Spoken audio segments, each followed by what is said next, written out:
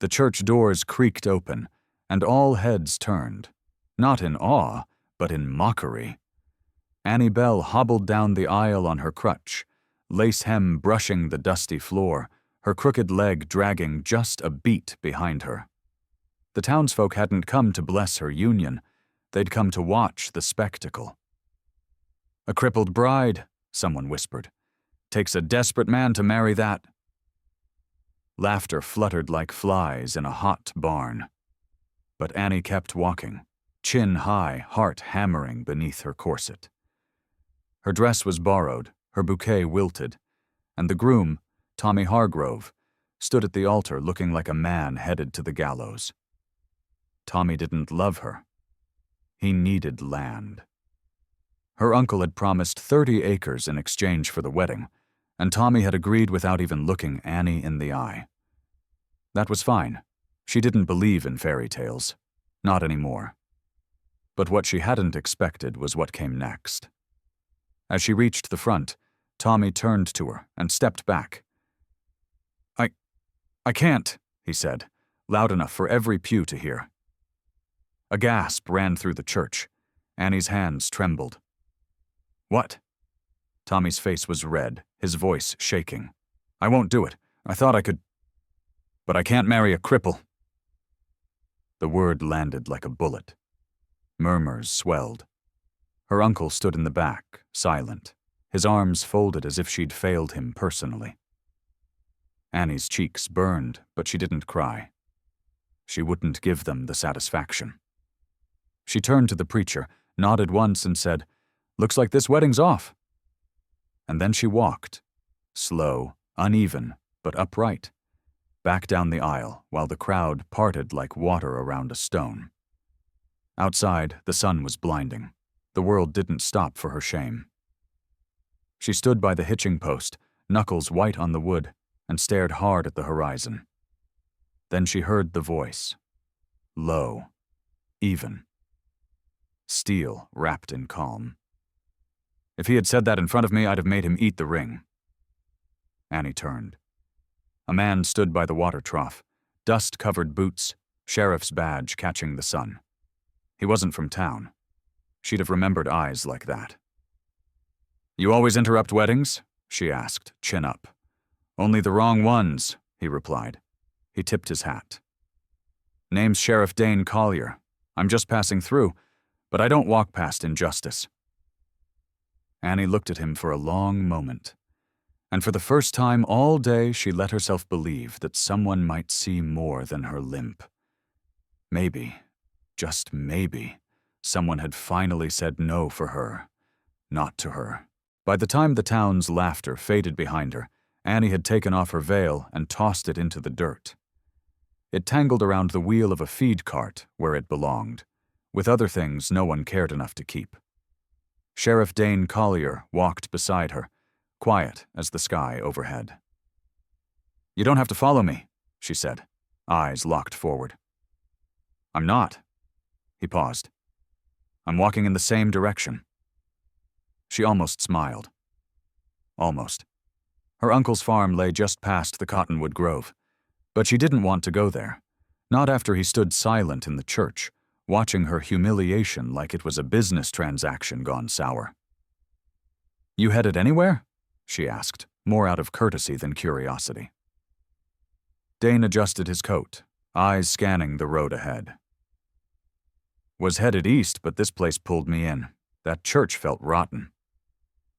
"Rotten's polite." She kicked a stone. "You ever been told you were the wrong kind of person to deserve a home?" "Once," he said, "but they didn't say it to my face. They burned it down instead." She stopped walking. "Yours?" He nodded. "Wasn't much, but it was mine." Something shifted then. Two people, strangers until this morning, suddenly standing in the same shadow cast by different fires. "You gonna do anything about what happened today?" he asked. "Like what? Marry someone else?" "I meant stand up for yourself, speak, even if your voice shakes." She took a long breath, then looked up. "What would you do if you were me?" First, he said, stepping closer, I'd stop letting men define what you're worth. And second, I'd make the man who humiliated you wish he'd never opened his mouth. Annie's lips pressed into a line. That sounds a lot like revenge.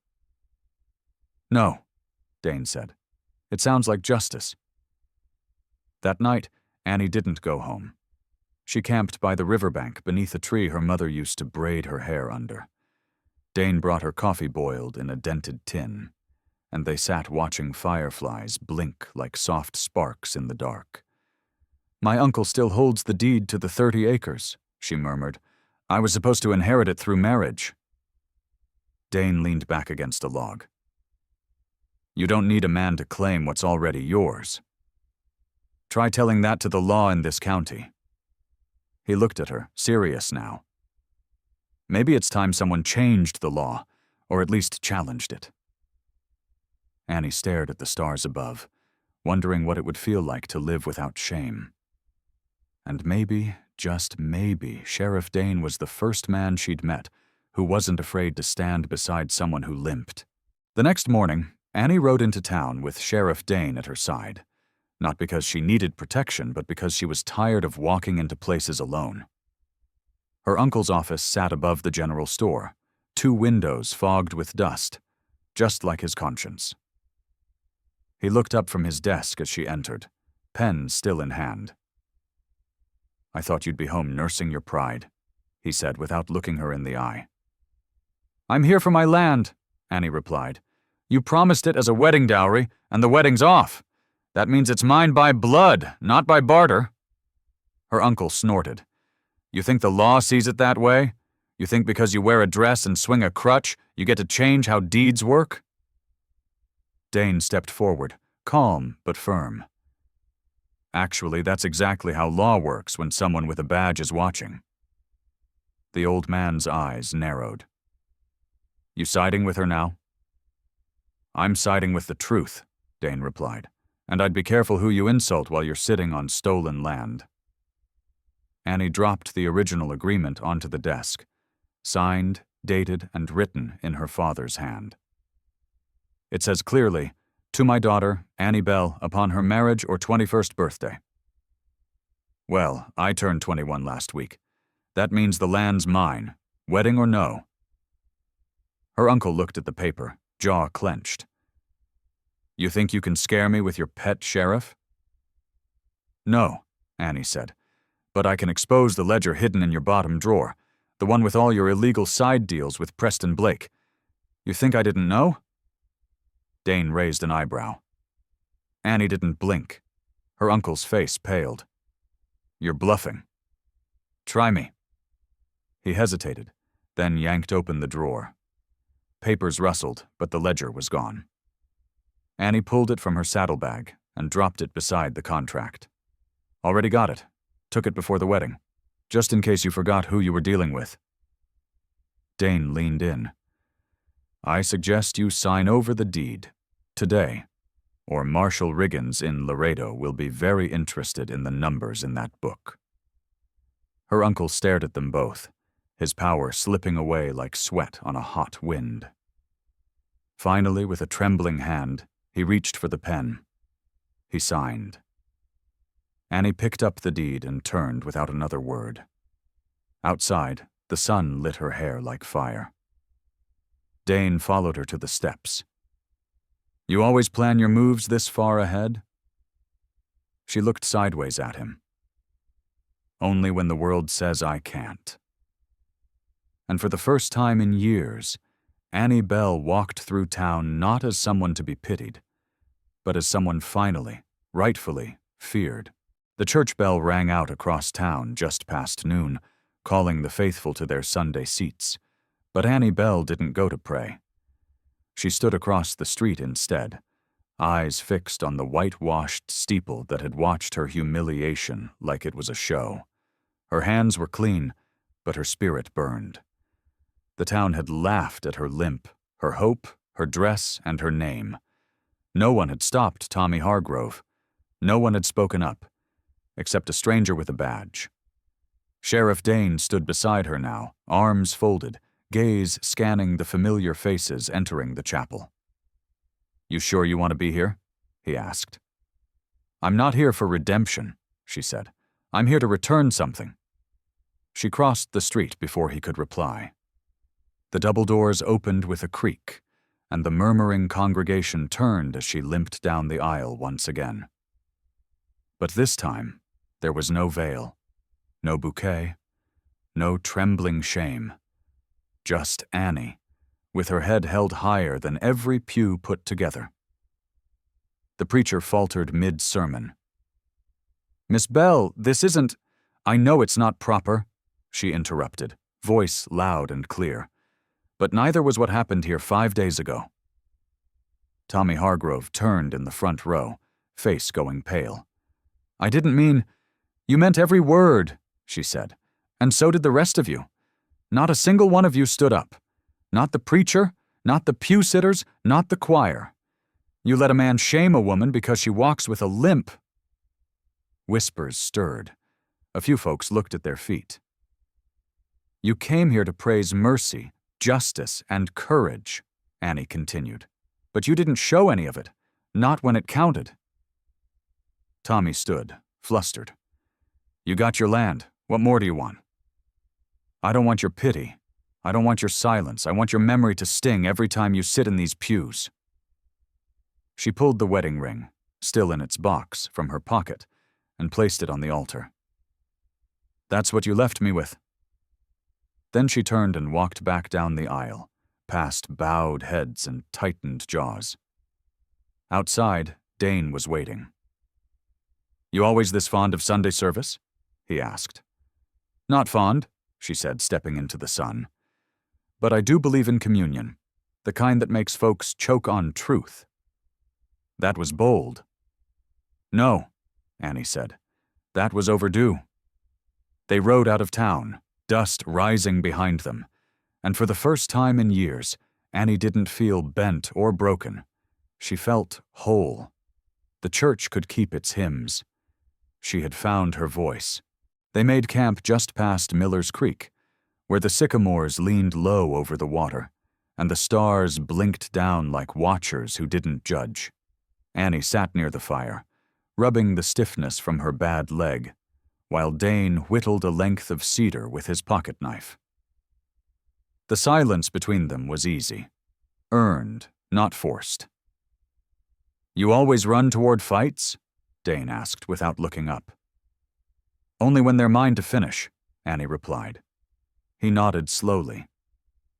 "You finished something today, made folks sit in their shame." "I didn't want revenge. I wanted them to remember. That limp or not, I'm not something you discard when the room laughs too loud." "You gave them truth." "Maybe," she said, "but truth doesn't change men like Tommy Hargrove, or the preacher, or half the town." Dane tossed a piece of wood into the fire. "Number. But it changes how they remember you, and that's where power begins." She looked at him, his face half lit by flame. "Why do you care so much? You're not from here." "No," he said, "but I've seen too many women silenced while good men stayed quiet.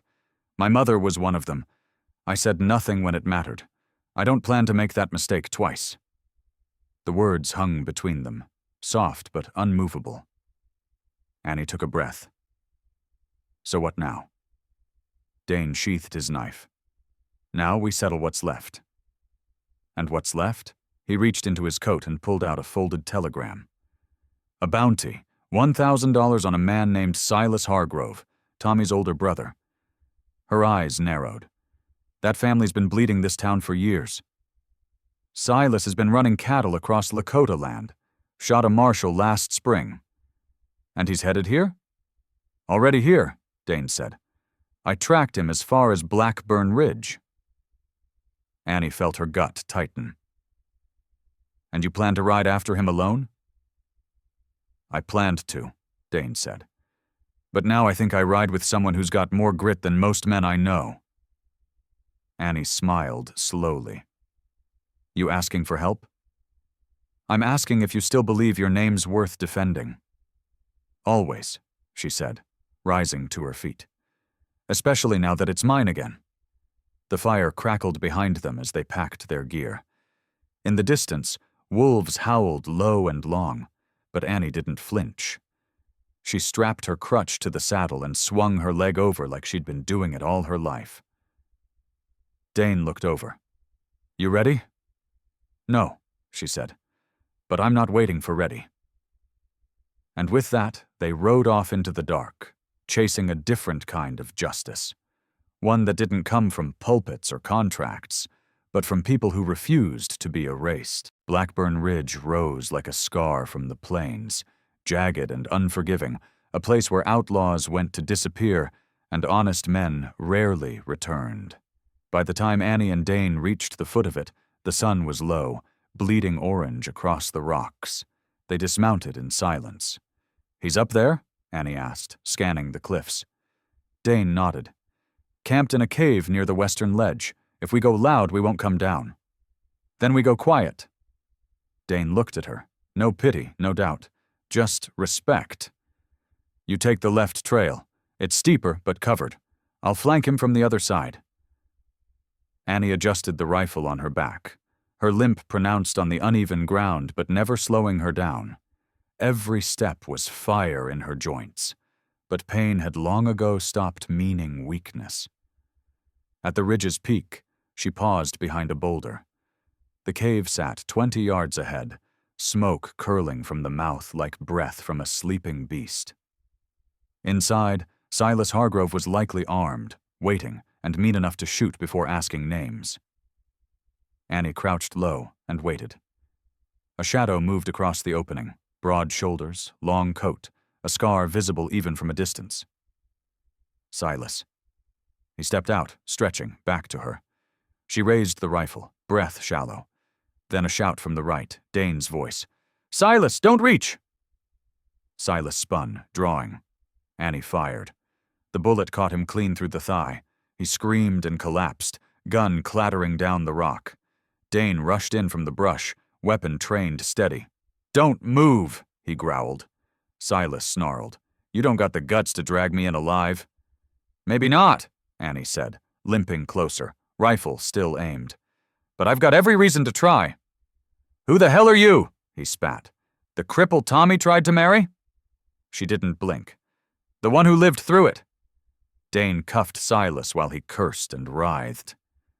"You'll hang for that, Marshal," he said coldly.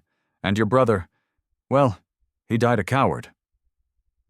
As they tied Silas across the horse, Annie asked Dane, "You always this calm after gunfire?" "Only when it ends right." They rode down in silence, dust curling in their wake. At the base, Dane glanced over. "You could have stayed behind." "So could you," she said. "But we both know that's not who we are."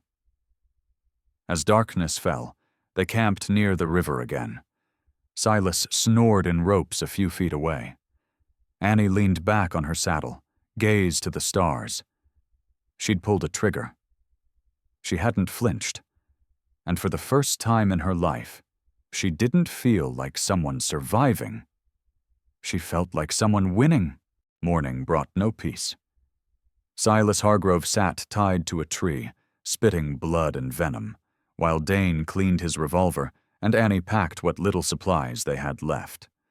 The air was dry, the kind that cracked lips and burned lungs, but none of them complained, especially not Annie. She had something else on her mind. "You ever seen what he did?" she asked Dane quietly. "Silas?" Dane glanced over. "I've seen the aftermath. Burned stables. Widow with a split lip and no livestock left. Marshal choked to death with his own badge still in his hand." Annie's jaw clenched. "Then why's he still breathing?" "Because men like him write their own protection in the ledgers of powerful people, until someone brings the whole book down." She knelt by her saddlebag and pulled out the old journal she'd taken from her uncle, the same one she used to claim her land. Flipping past the pages of stolen deals and dirty trades, she stopped at a name. Silas Hargrove. And beside it, Sheriff Miles Carden, Paid $500 to erase bounty March 11th. He paid off a lawman, she whispered.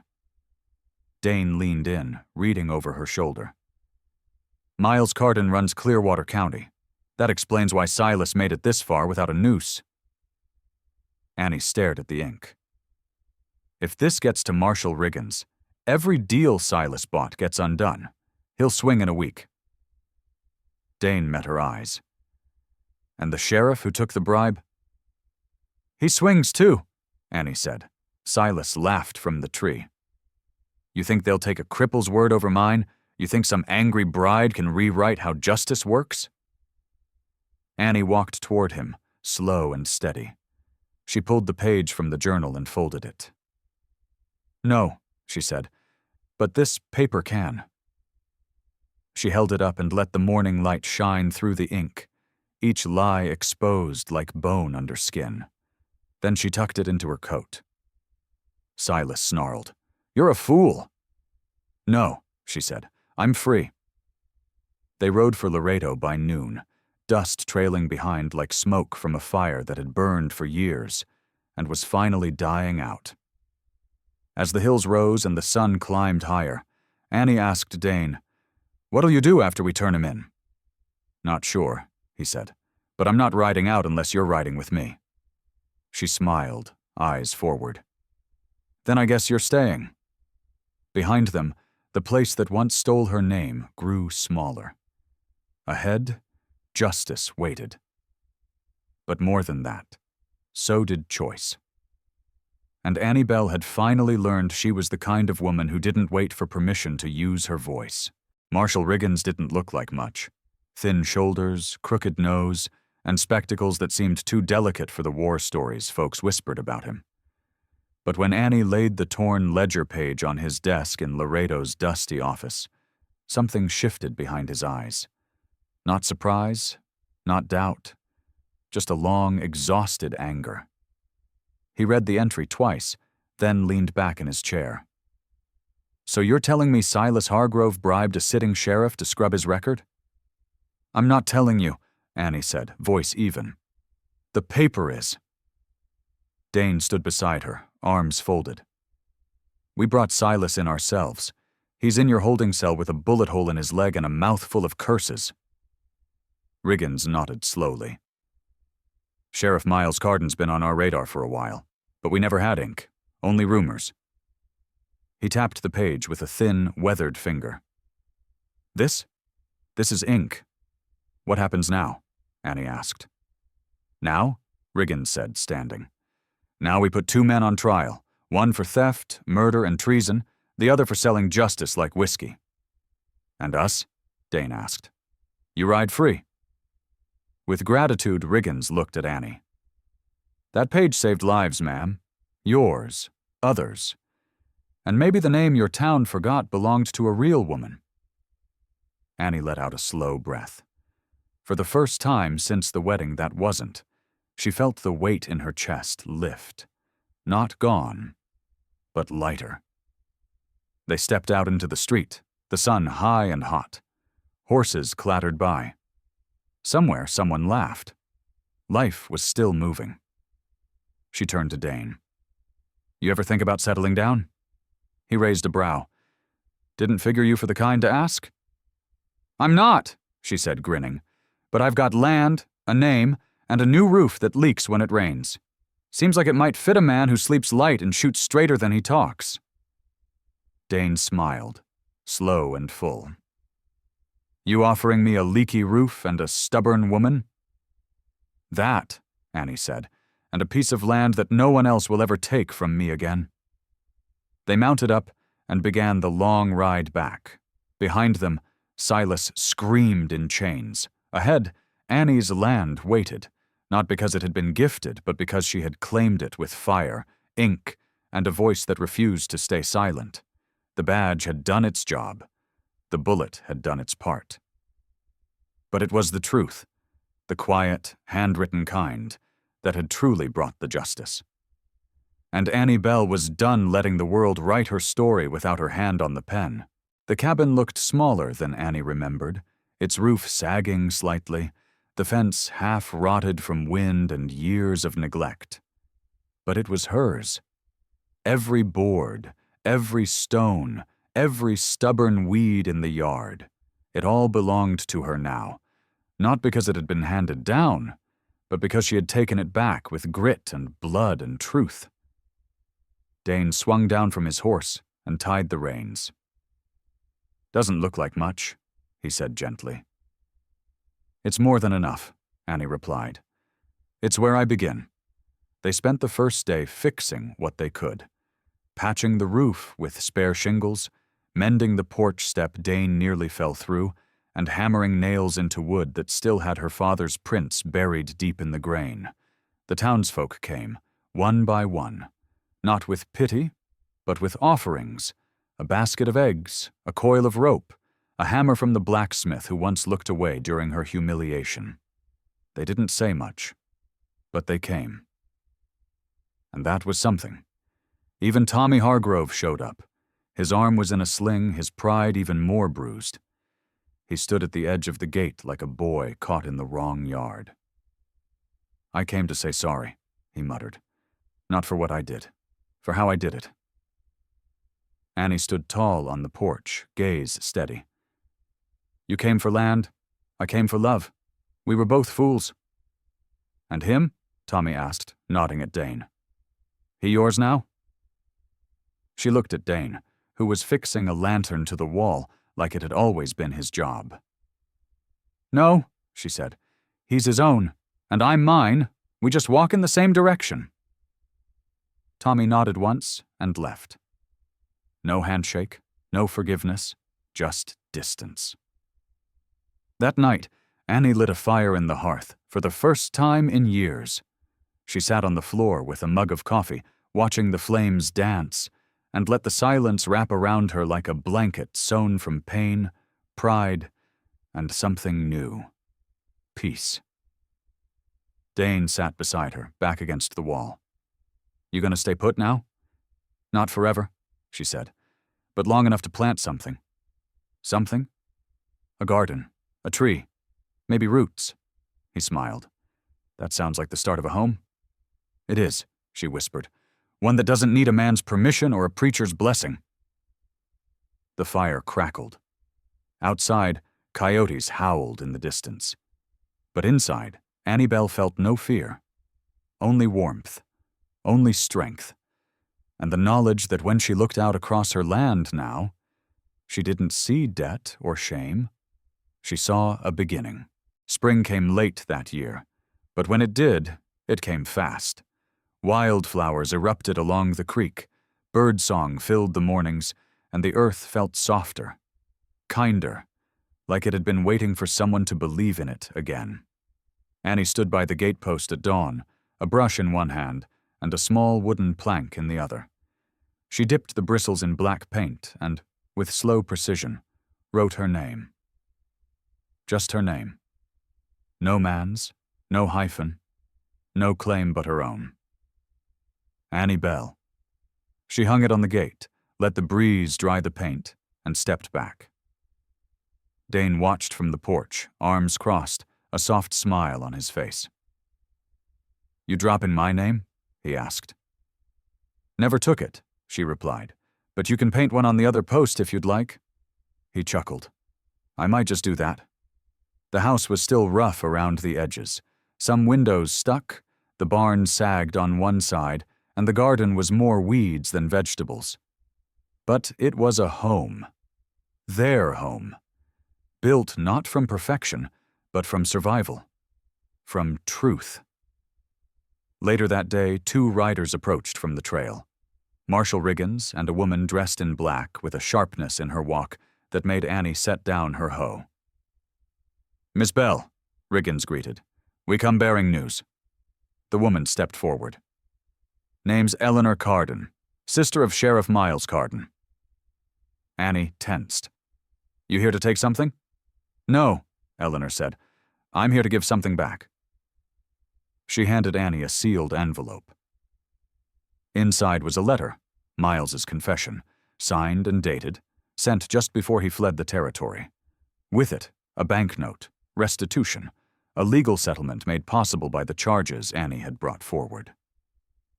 "You exposed the whole rotten tree," Riggins said. "Others came forward after you did.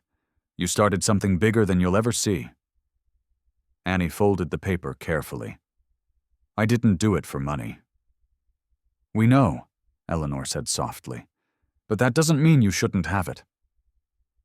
They rode off, dust rising behind them. Dane walked up, eyebrows raised. "We rich?" "We're not poor," she said, "but that was never the point." That night, Annie walked out to the gate again, touched the dry paint on her name, and smiled. Not because it looked pretty, not because anyone else would read it, but because for the first time in her life, the name on the gate felt like a promise kept. Please like, share, and subscribe to support more true-hearted stories on native Western tales. If you'd been there when they laughed, would you have stood beside her? Tell us in the comments.